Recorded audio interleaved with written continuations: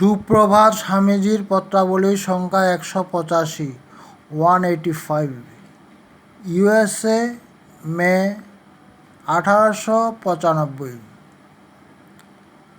ক্ষেত্রীর মহারাজকে লিখিত। যখনই ধর্মের গ্লানি ও অধর্মের অভ্যুত্থান হয়, তখনই আমি ধর্মের গৌরব পুনঃস্থাপনের জন্য আবির্ভূত হই। হে মহারাজ, ইহা পবিত্র গীতা মুখে উচ্চারিত সেই সনাতন ভগবানের বাক্য। এই কথাগুলি জগতে আধ্যাত্মিক শক্তি তরঙ্গের উত্থান পতনের মূল সুর। ধর্মজগতে এই পরিবর্তন বারংবার তাহার নতুন নতুন বিশিষ্ট ছন্দে প্রকাশিত হইতেছে। যদিও অন্যান্য বিরাট পরিবর্তনের ন্যায় নিজস্ব এলাকার মধ্যগত প্রত্যেকটি বস্তুর উপর এই পরিবর্তনগুলির প্রভাব বিস্তার করে, তথাপি শক্তি ধারণে সমর্থ বস্তুর উপরেই তাহাদের কার্যকারিতা সমধিক প্রকাশ পায়। বিশ্বগতভাবে যেমন জগতের আদিম অবস্থা ত্রিগুণের সাম্যভাব, এই সাম্যভাবের চ্যুতি ও তাহা পুনঃপ্রাপ্তির জন্য সমুদয় চেষ্টা লইবার এই প্রকৃতির বিকাশ বা বিশ্বজগৎ, যতদিন না এই সাম্যাবস্থা পুনরায় ফিরিয়া আসে, ততদিন এইভাবেই চলিতে থাকে। সীমাবদ্ধভাবে তেমনি আমাদের এই পৃথিবীতে যতদিন মনুষ্যজাতি এইভাবে থাকিবে, ততদিন এই বৈষম্য ও তাহার অপরিহার্য পরিপূরক এই সাম্যলাভের চেষ্টা দুই পাশাপাশি বিরাজ করিবে। তাহাতে পৃথিবীর সমস্ত ভিন্ন ভিন্ন জাতির ভিতর, উপজাতিগুলির ভিতর, এমনকি প্রত্যেকটি ব্যক্তিতে সুস্পষ্ট ব্যক্তিত্ব থাকিবে। এতএব নিরপেক্ষভাবে এবং সাম্য রক্ষা করিয়া সকলকে শক্তি প্রদত্ত হইলেও প্রত্যেক জাতির যেন একটি বিশেষ প্রকার শক্তি সংগ্রহ ও বিতরণের উপযোগী একটি অদ্ভুত যন্ত্রস্বরূপ। ওই জাতির অন্যান্য অনেক শক্তি থাকিলেও সেই শক্তিটি তাহার বিশেষ লক্ষণরূপে উজ্জ্বলভাবে প্রকাশিত হয়। মনুষ্য প্রকৃতির একটি ভাবের তরঙ্গ উঠিলে তাহার প্রভাব অল্প বিস্তর সকলেই অনুভব করিলেও ওই ভাব যে জাতির বিশেষ লক্ষণ এবং সাধারণত যে জাতির কেন্দ্র করিয়া ওই ভাবের আরম্ভ, সেই জাতির অন্তঃস্থল পর্যন্ত উহা দ্বারা আলোড়িত হয়। এই কারণেই ধর্মজগতে কোনো আলোড়ন উপস্থিত হইলে তাহার ফলে ভারতে অবশ্যই নানা প্রকার গুরুতর পরিবর্তন হইতে থাকিবে। ভারতকে কেন্দ্র করিয়াই বহু সংস্কৃত ধর্ম তরঙ্গসমূহ বারংবার উত্থিত হইয়াছে, কারণ সর্বোপরি ভারত ধর্মের দেশ। যাহা দ্বারা আদর্শ লাভের সহায়তা হয়, মানুষ কেবল সেটিকে বাস্তব বলে। সাংসারিক মানুষের নিকট যাহা কিছুর বিনিময়ে টাকা পাওয়া যায়, তাহাই বাস্তব। যাহার বিনিময়ে টাকা হয় না, তাহা অবাস্তব। প্রভুত্ব যাহার আকাঙ্ক্ষা, তাহার নিকট যাহা দ্বারা সকলের উপর প্রভুত্ব করিবার বাসনা চরিতার্থ হয়, তাহাই বাস্তব, বাকি সব কিছুই নয়। যাহা জীবনে বিশেষ প্রীতির প্রতিধ্বনি করে, তাহার মধ্যে মানুষ কিছুই দেখিতে পায় না। যাহাদের একমাত্র লক্ষ্য জীবনের সমুদয় শক্তির বিনিময়ে কাঞ্চন, নাম বা অপর কোনরূপ ভোগ সুখ অর্জন করা, যাদের নিকট সমর সজ্জার সহিত সৈন্যদলের যুদ্ধযাত্রায় শক্তি বিকাশের একমাত্র লক্ষণ, যাহাদের নিকট ইন্দ্রিয় সুখই জীবনের একমাত্র সুখ, তাদের নিকট ভারত সর্বদাই একটা বিশাল মরুভূমির মতো প্রতীয়মান হইবে। তাহাদের কাছে জীবনের বিকাশ বলিয়া যাহা পরিচিত, তাহার পক্ষে ওই মরুভূমির প্রতিটি দমকা বাতাস মারাত্মক।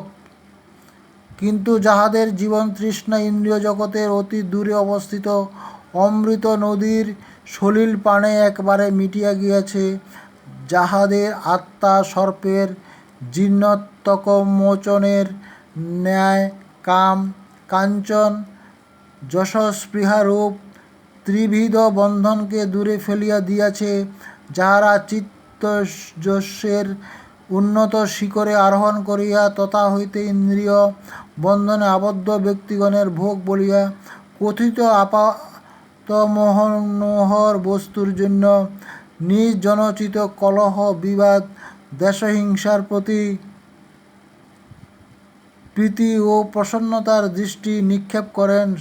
সঞ্চিত সৎকর্মের ফলে চক্ষু হইতে অজ্ঞানের আবরণ খসিয়া পড়ার যাহারা অসার নাম রূপের পারে প্রকৃত সত্য দর্শনে সমর্থন হইয়াছেন, তাহারা যেখানেই থাকুন না কেন আধ্যাত্মিকতার জন্মভূমি ও অফুরন্ত খনি ভারতবর্ষ তাহাদের দৃষ্টিতে ভিন্নরূপে প্রতিভাত হয়।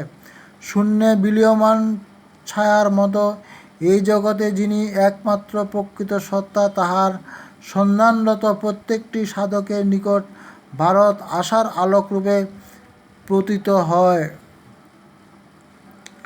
অধিকাংশ মানব যখনই শক্তিকে শক্তি বলিয়া বুঝিতে পারে, যখন অনুভবের উপযোগী করিয়া স্থূল আকারে উহা তাহাদের সম্মুখে ধরা হয়, তাহাদের নিকট যুদ্ধের উত্তেজনা শক্তির প্রত্যক্ষ বিকাশ বলিয়া প্রতীত হয়।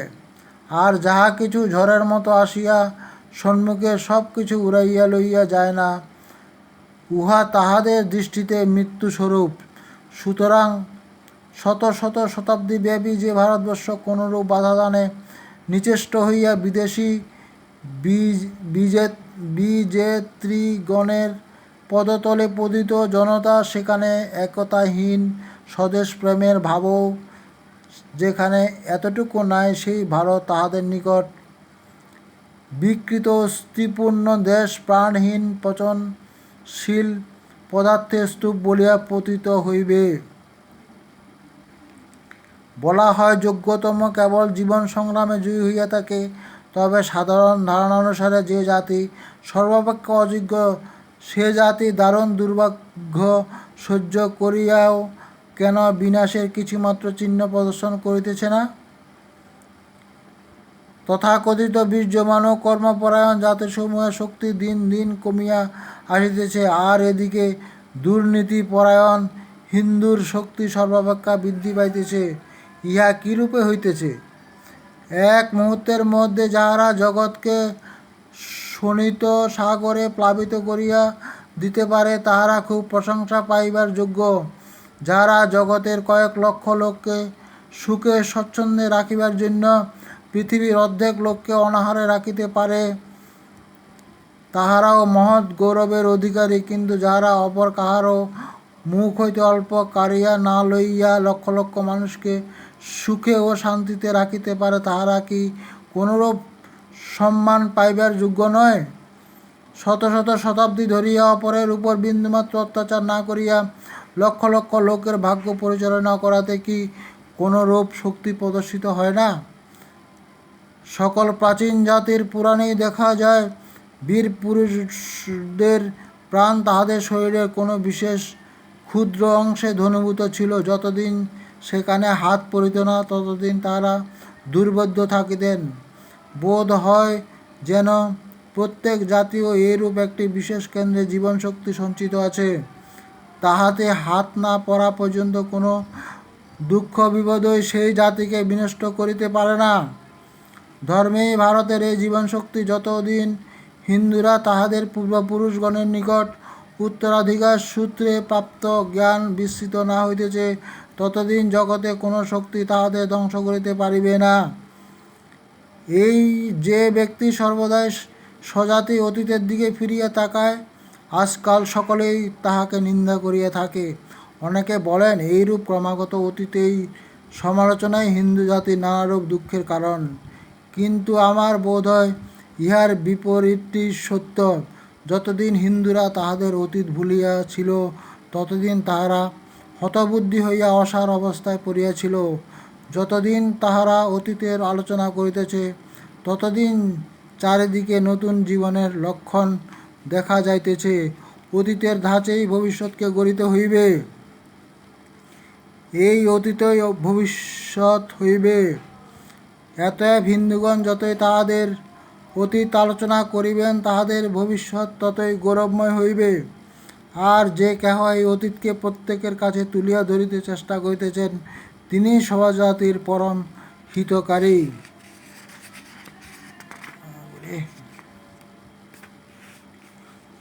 আমাদের পূর্বপুরুষগণের রীতিনীতিগুলি মন্দ ছিল বলিয়া যে ভারতবর্ষের অবনতি হইয়াছে তাহা নহে। এই অবনতির কারণ ওই রীতিনীতিগুলির যে ন্যায়সঙ্গত পরিণতি হওয়া উচিত ছিল তাহা হইতে দেওয়া হয় নাই।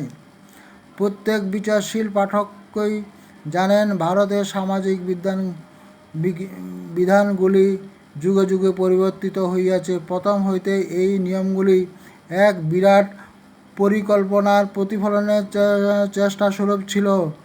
কালক্রমে ধীরে ধীরে এগুলি বিকশিত হইবার কথা। প্রাচীন ভারতের ঋষিগণ এত দূরদর্শী ছিলেন যে তাহাদের জ্ঞানের মহত্ত্ব বুঝিতে জগৎকে এখনও অনেক শতাব্দী অপেক্ষা করিতে হইবে। আর তাহাদের বংশধরগণের এই মহান উদ্দেশ্যের পূর্ণভাব ধারণা করিবার অক্ষমতাই ভারতের অবনতির একমাত্র কারণ। শত শত শতাব্দী ধরিয়া প্রাচীন ভারত তাহার প্রধান দুই জাতির ব্রাহ্মণ ও ক্ষত্রিয়ের উচ্চাভিলাষপূর্ণ অভিসন্ধি সাধনের যুদ্ধক্ষেত্র ছিল। একদিকে পুরোহিতগণ সাধারণ প্রজাদের উপর রাজাদের অবৈধ সামাজিক অত্যাচার নিবারণে বদ্ধপরিকর ছিলেন। এই প্রজাগণকে ক্ষত্রিয়গণ আপনাদের ন্যায়সঙ্গত ভক্কারূপে ঘোষণা করিতেন। অপরদিকে ক্ষত্রিয়গণই ভারতের একমাত্র শক্তিসম্পন্ন জাতি ছিলেন, যাহারা পুরোহিতগণের আধ্যাত্মিক অত্যাচার ও সাধারণ মানুষকে বন্ধন করিবার জন্য তাহারা যে ক্রমবর্ধমান নতুন নতুন ক্রিয়াকাণ্ড পরিবর্তন করিতেছিলেন তাহার বিরুদ্ধে সংগ্রাম করিয়া কিছু পরিণামে কৃতকার্য হইয়াছিলেন। অতি প্রাচীনকাল হইতেই উভয় জাতির এই সংঘর্ষ আরম্ভ হইয়াছিল।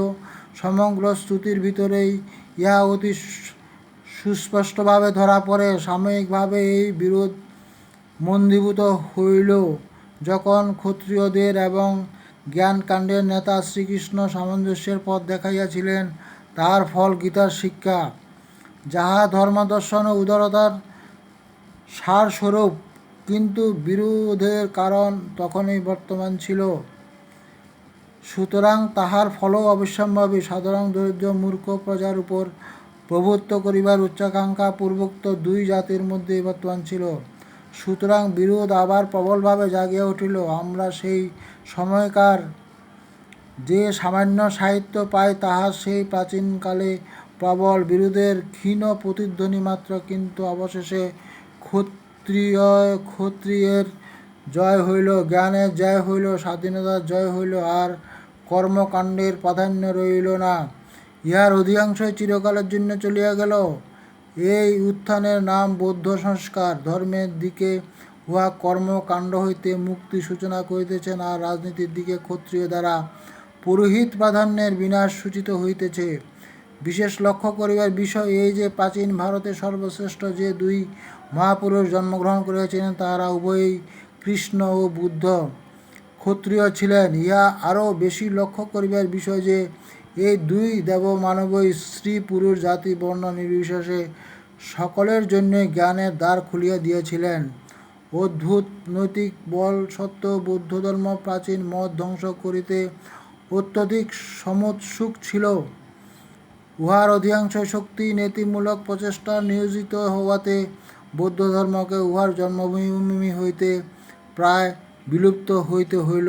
আর যেটুকু অবশিষ্ট রহিল তাহাও বৌদ্ধ ধর্ম যে সকল কুসংস্কার ও ক্রিয়াকাণ্ড নিবারণে নিয়োজিত হইয়াছিল তদপেক্ষা শতগুণ ভয়ানক কুসংস্কার ও ক্রিয়াকাণ্ডে পূর্ণ হইয়া উঠিল।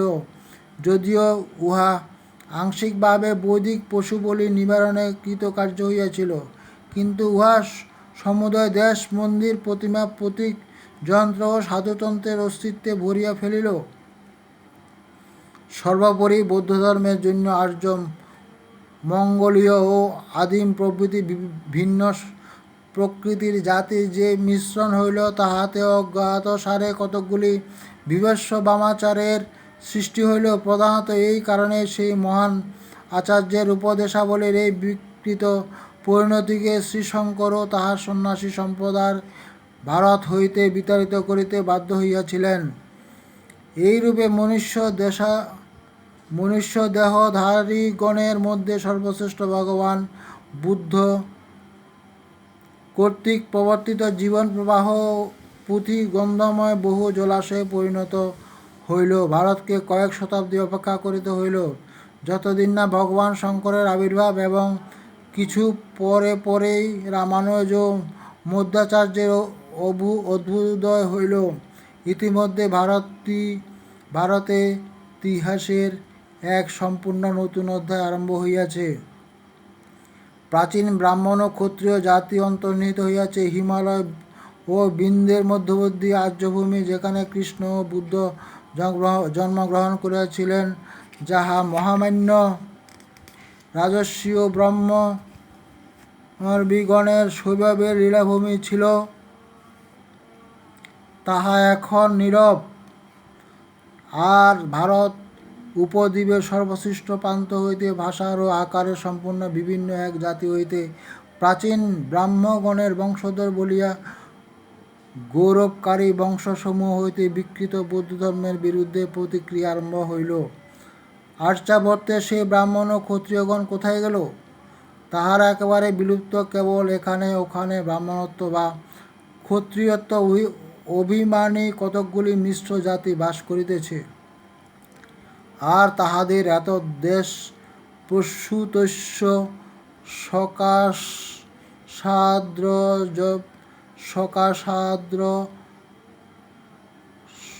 সকাশাদ্রগ্রজন্মন।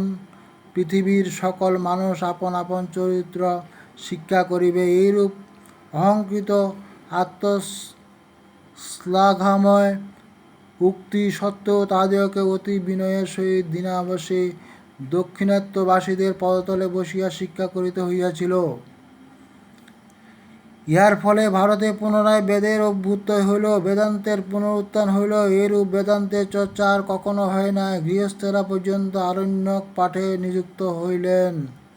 বৌদ্ধধর্ম প্রচারের ক্ষত্রিয়রাই প্রকৃত নেতা ছিলেন এবং দলে দলে তাহারা বৌদ্ধ হইয়াছিলেন। সংস্কার ধর্মান্তকরণের উৎসাহে সংস্কৃত ভাষা উপেক্ষিত হইয়া লোকপ্রচলিত ভাষাসমূহের চর্চা প্রবল হইয়াছিল। আর অধিকাংশ ক্ষত্রিয় বৈদিক সাহিত্য ও সংস্কৃত শিক্ষার বহির্ভূত হইয়া পড়িয়াছিলেন। সুতরাং দাক্ষিণাত্য হইতে যে এই সংস্কার তরঙ্গ আসিল, তাহাতে কিয়ৎ পরিমাণে কেবলমাত্র ব্রাহ্মণগণেরই উপকার হইল, কিন্তু উহা ভারতের অবশিষ্ট লক্ষ লক্ষ লোকের পক্ষে অধিকতর ও নূতনতর বন্ধনের আকার হইয়াছিল। ক্ষত্রিয়গণ চিরকালই ভারতের মেরুদণ্ডস্বরূপ, সুতরাং তাহারাই বিজ্ঞান ও স্বাধীনতার পরিপোষক। দেশ হইতে কুসংস্কার দূরীভূত করিবার জন্য বারংবার তাহাদের বজ্রকুণ্ঠ ধ্বনিত হইয়াছে। আর ভারতে ইতিহাসের প্রথম হইতে তাহারাই পুরোহিতকুলের অত্যাচার হইতে সাধারণকে রক্ষা করিবার অভেদ্য প্রাচীররূপে দণ্ডায়মান। যখন তাহাদের অধিকাংশ ঘোর অজ্ঞানে নিমগ্ন হইলেন এবং অপরাংশে মধ্য এশিয়ার বর্বর জাতিগুলোর সহিত শোণিত সর্পণ স্থাপন করিয়া ভারতে পুরোহিতগণের প্রাধান্য স্থাপনে তরবারে নিয়োজিত করিল, তখনই ভারতে পাপের মাত্রা পূর্ণ হইয়া আসিল, আর ভারতভূমি একেবারে ডুবিয়া গেল। বহুদিন না ক্ষত্রিয় শক্তি জাগরিত হইয়া নিজেকে মুক্ত করে এবং অবশিষ্ট জাতির চরণ শৃঙ্খল মোচন করিয়া দেয়, ততদিন আর ভারত উঠিবে না। পৌরোহিত্যই ভারতের সর্বনাশের মূল। নিজ ভ্রাতাকে অবনমিত করিয়া মনুষ্য স্বয়ং কি অবনত না হইয়া থাকিতে পারে? জানিবেন রাজাজি, আপনার পূর্বপুরুষগণের দ্বারা আবিষ্কৃত সর্বশ্রেষ্ঠ সত্য বিশ্বজগতের একত্ব। কোনো ব্যক্তি নিজের কিছুমাত্র অনিষ্ট না করিয়া কি অপর অনিষ্ট করিতে পারে? এই ব্রাহ্মণ ও ক্ষত্রিয়গণের অত্যাচার সমষ্টি চক্রবৃদ্ধি হারে তাহাদের উপর ফিরিয়া আসিতেছে। এই সহস্রবর্ষব্যাপী দাসত্ব ও অপমানে তাহারা অনিবার্য কর্মফলই ভোগ করিতেছে। আপনাদেরই একজন পূর্বপুরুষ বলিয়াছিলেন, হবৈব ত্বজিত স্বর্গো যেষাং সাম্যে স্থিতং মনঃ। যাহাদের মন সাম্যে উপস্থিত, তাহারা জীবদ্দশাতে সংসার জয় করিয়াছেন, তাহাকে লোকে ভগবানের অবতার বলিয়া বিশ্বাস করিয়া থাকে। আমরা সকলে ইহা বিশ্বাস করি, তবে তাহার এই বাক্য কি অর্থহীন প্রলাপ মাত্র? যদি তাহা না হয়, তাহা আমরা জানি তাহার বাক্য প্রলাপ নয়, তবে জাতিলিঙ্গ এমনকি গুণ পর্যন্ত বিচার না করিয়া সমুদয় সৃষ্ট জগতের এই পূর্ণ সাম্যের বিরুদ্ধে যে কোনো চেষ্টা ভয়ানক ভ্রমাত্মক। আর যতদিন না এই সাম্যভাব আয়ত্ত হইতেছে, ততদিন কেহ কখনোই মুক্ত হইতে পারে না। অতএব যে হে রাজন, আপনি বেদান্তের উপদেশাবলী পালন করুন, অমুক ভাষ্যকারের বা টাকাকারের ব্যাখ্যানুসারে নহে, আপনার অন্তর্যামী আপনাকে যেরূপ বুঝাইতেছেন সেইভাবে। সর্বোপরি এই সর্বভূতে সর্ববস্তুতে সমজ্ঞানরূপ মহান উপদেশ পালন করুন। সর্বভূতে সেই এক ভগবানকে দর্শন করুন, ইহাই মুক্তির পথ, বৈষম্যই বন্ধনের পথ। কোনো ব্যক্তি বা কোনো জাতি বাহিরের একত্ব জ্ঞান ব্যতীত বাহিরের স্বাধীনতা লাভ করিতে পারে না, আর সকলের মানসিক একত্ব জ্ঞান ব্যতীত মানসিক স্বাধীনতাও লাভ করিতে পারে না। অজ্ঞান, অসাম্য,